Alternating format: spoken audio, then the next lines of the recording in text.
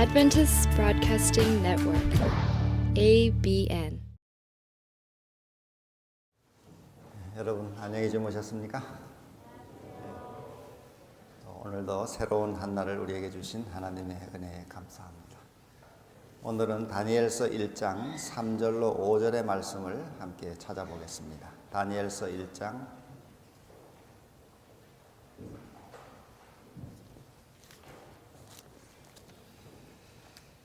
왕이 환관장 아스부나스에게 명하여 이스라엘 자손 중에서 왕족과 귀족의 몇 사람 곧 흠이 없고 아름다우며 모든 재주를 통달하며 지식이 구비하며 학문에 익숙하여 왕궁에 모실 만한 소년을 데려오게 하였고 그들에게 갈대아 사람의 학문과 방언을 가르치게 하였고 또 왕이 지정하여 자기의 진미와 자기의 마시는 포도주에서 그들의 날마다 쓸 것을 주어 3년을 기르게 하였으니 이는 그 후에 그들로 왕의 앞에 모셔 서게 하려 함이었더라. 오늘 아침에는 하나님은 청년들에게 관심을 가지고 계시다, 이런 제목으로 말씀을 드리겠습니다. 하나님은 청년들에게 관심을 가지고 계시다. 여기 오늘 보니까 느부갓네살이 이 예루살렘을 공격해서 예루살렘에 들어와 가지고 이 청년들을 포로로 잡아갔습니다. 오늘 여기 보면 환관장에게, 자기의 환관장 그 아스부나스라는 그 장관에게 그 좀 똑똑하고 이 왕궁에 데려다 쓸만한 청년들을 뽑아오라, 이렇게 해서 다니엘과 그 친구들을 포로로 잡아갔습니다. 성경에 나온 대로 다니엘은 왕족이었습니다. 왕족. 장래가 보장되고 또 앞길이 보장된 사람이었지만 이 나라가 갑자기 망하면서 포로 신세가 된 것이죠. 사실 다니엘이 바벨론에 포로 잡혀갔을 때 많은 정신적 혼란을 겪었을 것이라고 봅니다. 유대 나라에서는 이사야 선지자의 글도 공부하고 예레미야의 글도 공부하고 모세율법도 배우고 하나님을 믿는 제사장들의 지도도 받았지만 갑자기 나라 상황이 바뀌면서 이제는 오늘날로 말하면 우리를 지도해 줄 목사님도 안 계시고 그리고 완전히 낯선 환경에 포로로 잡혀간 것입니다. 여기서 어떻게 살아가야 할 것인가? 이 하나님을 믿을 수도 없는 환경인데 우상 숭배의 나라, 전혀 다른 문화 속에 떨어져서 어떻게 살아가야 할 것인가? 여기서도 하나님 믿는다고 주장해야 될 것인가? 아니면 바벨론에 떨어져서 그저 여기는 형편에 맞게 살아가야 할 것인가? 지도해주는 목사님도 없고 제사장도 없고 이제는 뭐 선지자의 글도 없고 정말 이 답답한 현실에 떨어지게 된 것이죠. 여기 성경 말씀에 왕궁에 모실 만한 소년을 데려오라. 이 소년이라고 하는 히브리 말은 이 엘라딤이라고 하는 이 말은 나이가 18세에서 거의 한 30에 가까운 그 청년기에 들어선 사람을 가리키는 말입니다. 우리말로 소년이라고 되어 있지만 그래서 많은 학자들은 다니엘이 이때 18살 나이가 됐을 거라 이렇게 봅니다. 18세 이제 청소년에 접어든 나이에 포로로 잡혀간 것이죠. 또한 저 구약의 요셉도 포로로 잡혀갈 때 나이가 엇비슷했다 이렇게 보여집니다. 자, 그런데 여기 하나님께서는 이처럼 청년들에게 관심을 가지고 계시는데 이 바벨론 왕도 그것을 알았습니다. 이 젊은이들을 데려다 뽑았어야 하는구나. 젊은이들을 뽑았어야 하는구나. 그래서 우리 성경을 보면은 이 요셉을 통해서 하나님은 애굽을 구원하는 놀라운 일을 하시는 것을 보게 됩니다. 또 오늘 여기 다니엘을 통해서 이후에 그 고대 신흥 세력 대제국이었던 바벨로니아의 왕을 전도하고 또 그 바벨론 나라의 많은 복음 전도 사업에 이 젊은이들을 쓰신 것을 볼 수 있습니다. 뭐 당시에 많은 나이 든 사람들이 있었지만은 하나님께서는 이 젊은이들을 통해서 시대 운동들을 일으키심을 볼 수 있습니다. 우리 일본이 한국보다 근대화가 좀 앞섰습니다. 우리 일본이 이렇게 새로운 이 이 일본 역사를 이렇게 만들어낸 그 계기가 명치유신이라고 알려져 있습니다. 그런데 그 명치유신을 일으켰던 이 도쿠가와 이에야스 막부 400년 정권의 말기를 멸망해가는 일본을 뜻을 세워서 새로운 일본으로 세운 인물들이 그 명치유신의 주역들이 20대의 이 후반에 하급 사무라이들이었습니다. 뭐 위대한 그 기성세대들이 아니었습니다. 이 젊은이들이 망해가는 일본의 역사를 보면서 어떻게 우리 나라를 새롭게 할 것이냐 뜻을 세우고 동지를 모으고 그리고 그 역사에 자기를 헌신함으로써 우리보다 앞서 근대화가 됐습니다. 우리는 여러 다른 이야기들을 통해서 우리 한국 민족의 자질이 일본보다 우수하다는 것을 많이 가지고 있습니다. 역사나 문화나 재능이나. 그럼에도 불구하고 그런 뜻을 세운 젊은이들이 새로운 일본 역사를 먼저 열다 보니까 이렇게 우리가 뒤지게 된 것이죠. 우리 덴마크 나라가 그 조상들이 쓸데없는 전쟁으로 많이 나라를 다 잃어버리고 지금 우리 북유럽의 덴마크 땅이 그저 조그마한 땅만 남아있잖아요. 나라가 다 망해버렸을 때 이 신학을 졸업한 쿠른트비라고 하는 덴마크 건국의 아버지라고 불리는 이 젊은이가 그 뜻을 세워서 그 농촌에 들어가서 신실하게 말씀을 전파하고 글을 쓰고 청년들을 각성시키고 나무 심기 운동, 협동조합 운동 등등을 시작하면서 이 뜻을 세운 젊은이들이 덴마크를 일으킨 것입니다. 꽤 오래전에 우리 덴마크 청년들이 한국 농촌을 방문했다 그러는데 그 한국 농촌의 젊은 청년 지도자들과 대화를 나누는데 한국의 우리 청년 대표들이 우리 한국 농토가 이 농약을 많이 써가지고 한국 농촌에는 희망이 없다고 그렇게 얘기를 했다는 거예요. 그랬더니 그 덴마크 청년 지도자들이 말하기를 한국 농촌이 못 산다는 것은 기적이다 이렇게 했어요. 기적이다. 덴마크를 한번 와보라 이렇게 했어요. 훨씬 더 척박한 땅에서 도전 정신과 그 개척 정신으로 그 덴마크가 이 농업 대국을 일으키고 축산 대국을 일으켰던데 이렇게 좋은 한국의 토질과 땅을 가지고 한국 농촌이 못 산다는 것은 기적이다 이렇게 했어요. 정신의 문제죠. 뜻을 세운 젊은이들이 있느냐 없느냐의 문제죠. 오늘 하나님께서는 이 다니엘서를 통해서 우리 한국의 재림교회 사업을 위해서도 더 나아가 동북아 이 세계 복음 전파 사업을 위해서도 뜻을 세운 젊은이들을 찾는 것입니다. 여러분 한국 재림교회 한 20만이라고 하는데 그 중에 하나님이 제일 관심을 가지는 사람들이 누굴까요? 물론 하나님은 모든 사람을 사랑하십니다. 그러나 하나님이 그 시대 운동을 위해서 쓰시는 사람들은 언제나 젊은이들을 통해 쓰셨습니다.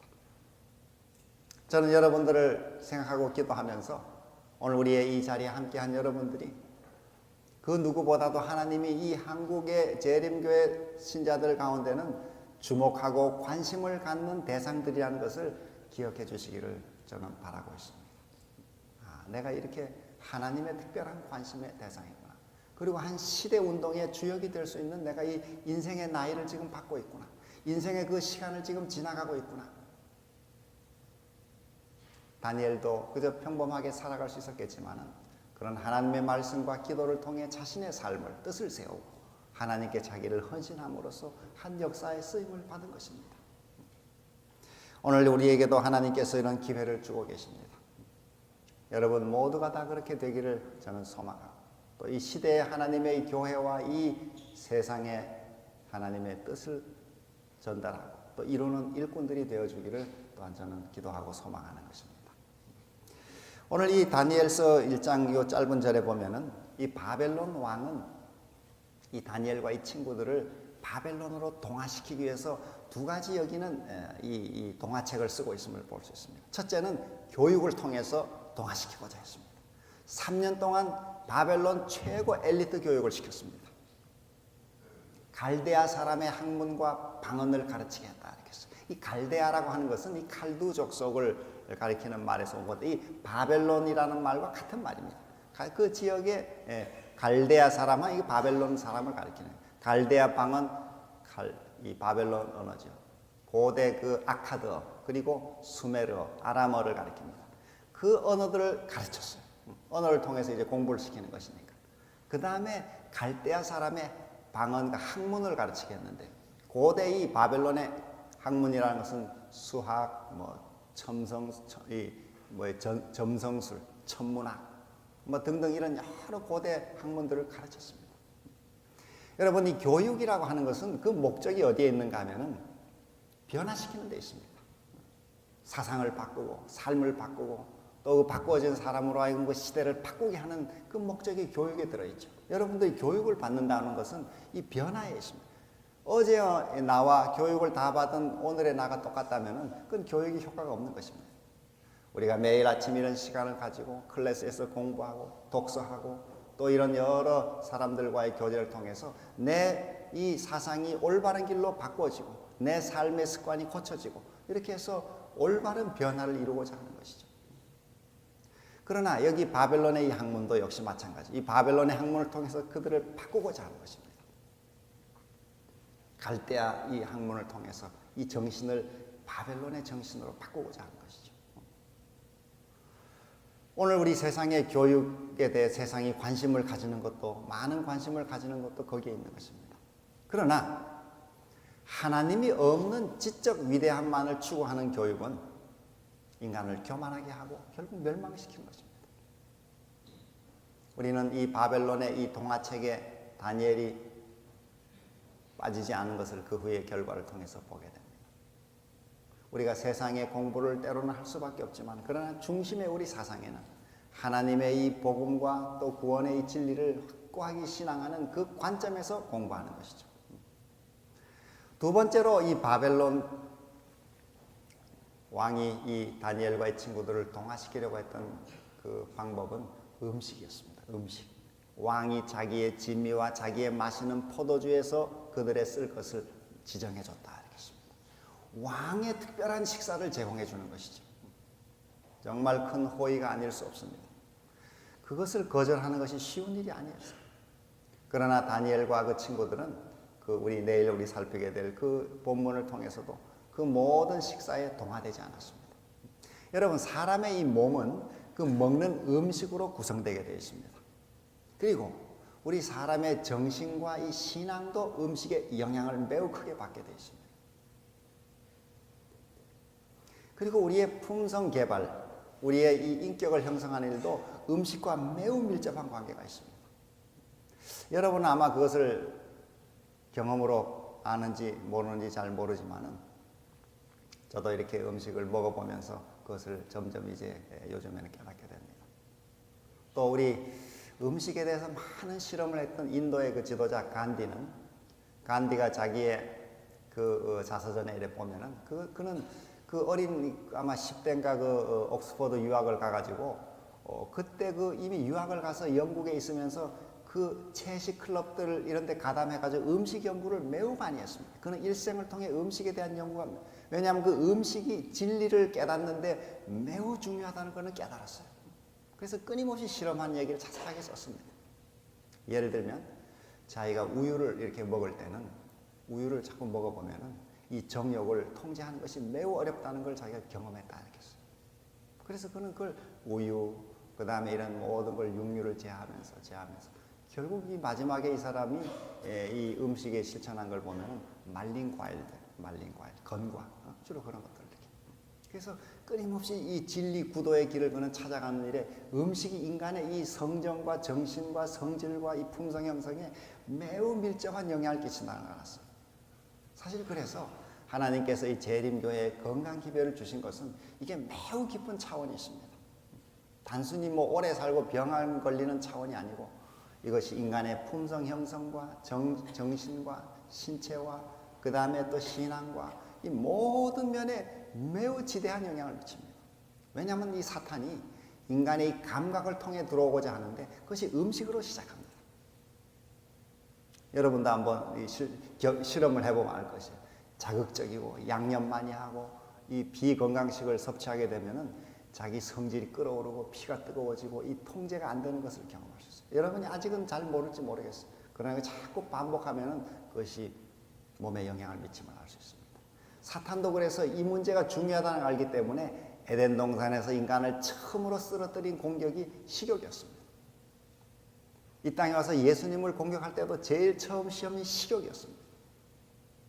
우리 청년 시절을 지나는 여러분들도 음식에 하나님 말씀처럼 이 다니엘이 했던 것처럼 절제하고 올바르고 엄격한 절제 습관을 실천하면 여러분의 유용성은 훨씬 커지는 것입니다.